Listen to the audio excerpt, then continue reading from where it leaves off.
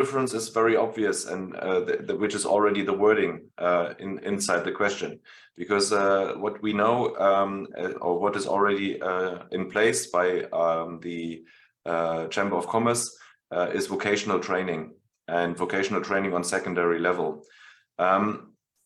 This is, I mean, quite different to cooperative higher education, because it is what we offer is a university degree.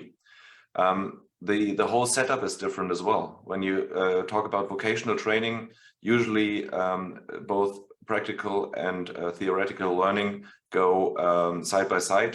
There's less of phases, but there's more like within the same week or within the same month that you learn both. However, of course, vocational training has this dual nature as we have it on higher education level. But the difference is that when you do vocational training, you end up with a non-academic degree. With cooperative higher education, you end up with a bachelor's degree. So even though we and the companies aim that you will be employed by the same company after graduation, that you work within the same industry, as a student you're still free because you have a bachelor's degree, which you can use in any other company, and which you can use at, which is parallel in, or is at the same level as a bachelor's degree from a traditional university. So I think there's quite some difference. The level is different. The academic expectation of us as a university is different. So you will need to learn academically. You will need to do research while you're studying. So your academic or what you can expect academically is at the same level as with traditional universities. And what the companies expect of you is much higher than a vocational degree as well. So I think that explains most of this.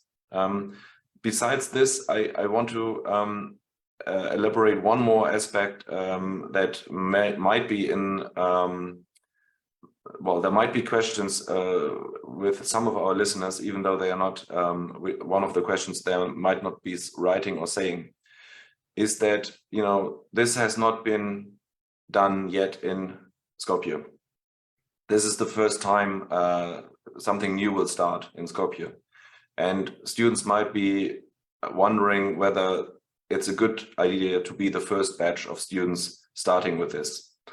And of course, asking yourself this is relevant, because you have no, you know, if you go to Harvard, you can rely on hundreds of years of excellent education. When you start something like this, you cannot rely on this. What you can rely on is that DHBW, a university which has been running these programs for nearly 50 years, is supporting this program, is running quality audits, and we as an institution have also experience in establishing this degree in different countries.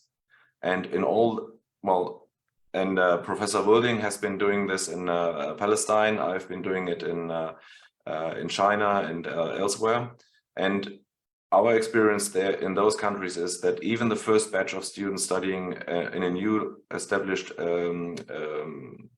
dual education or a dual university, they have all been successfully taken over by the companies. They have they all look back on successful careers. So I think this might be an important aspect to most of our listeners today. May I add something to the difference between dual studies in the secondary level and the third level?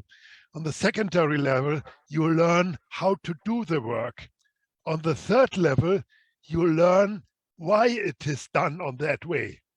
So it's more the basics, the background of the work, which is analyzed by the graduate who has a university study.